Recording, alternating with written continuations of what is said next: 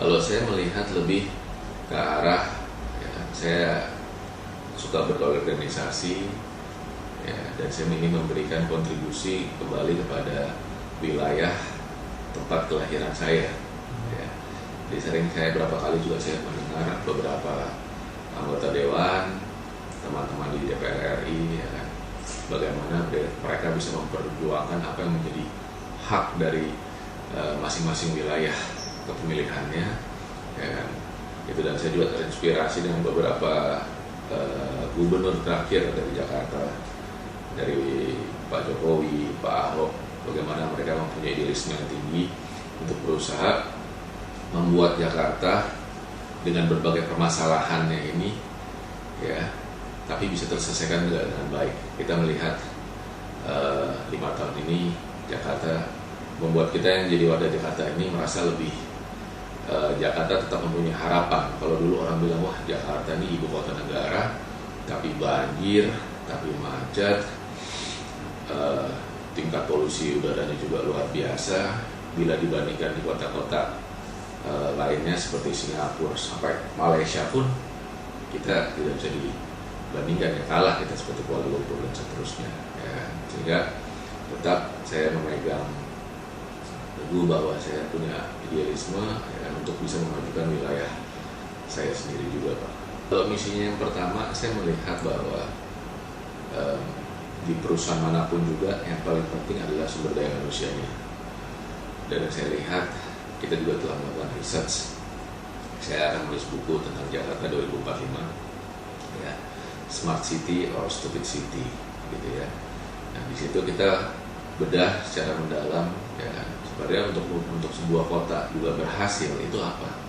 Ya, dilihat dari selain dari good governance, pemerintahan yang punya sistem yang baik, tetapi keterlibatan dari warga negara dalam program-program yang dicanangkan oleh pemerintah ini juga menjadi salah satu hal penting. Ya, jadi saya garis bawahi, pertama keterlibatan, dan kedua yang paling penting dari sebenarnya adalah warga Jakarta ini juga harus memahami, ya, apa yang menjadi program-program kerja ini dan mendukung program-program kerja ini. Caranya gimana? Salah satunya adalah dengan mengedukasi publik, mengedukasi warganya sehingga bisa paham, kemudian juga berkontribusi terhadap program-program ini. Nah, berdasarkan kemarin survei yang kita lakukan kepada beberapa universitas yang ada di Jakarta, ya, bisa dikatakan tingkat pemahaman dan terhadap Jakarta, pengelolaan Jakarta, khususnya Jakarta Smart City ini ternyata masih cukup rendah, ya, di kalangan generasi muda atau kita sebut millennials, ya, yang saat ini masih belajar di level university. Jadi artinya ini yang kita survei adalah anak-anak muda di bawah usia 23 tahun, ya, antara range usia 17 ke 23 tahun. Nah, ini menjadi salah satu tantangan. Artinya apa? Pemerintah harus bisa lebih memperhatikan generasi muda ini, ya, yang nanti ke depannya, ya, kalau dia saat ini berusia sekitar 21 aja, 27 tahun kemudian mereka udah 48. Nah, di saat itulah mereka sebenarnya sudah menjadi pemimpin-pemimpin bangsa ini juga, ya. Nah, sekarang saya lihat mereka tidak mengerti, ya, mengenai Jakarta Smart City atau pengelolaan Jakarta. Mereka juga saya lihat tingkat kepeduliannya rendah, ya, terhadap kota Jakarta ini.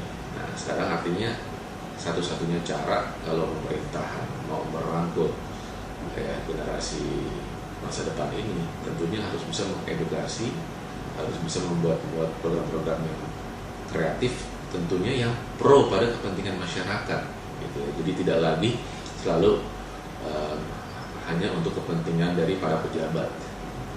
Nah, ini yang hal-hal pendekatan-pendekatan ini yang menurut saya menjadi kunci penting dalam pengelolaan kota Jakarta. Kalau kita katakan kota Jakarta bisa berhasil nggak, ya, di 2030 atau di 2045, ya, saya yakin bisa berhasil, tapi semuanya harus kerja keras.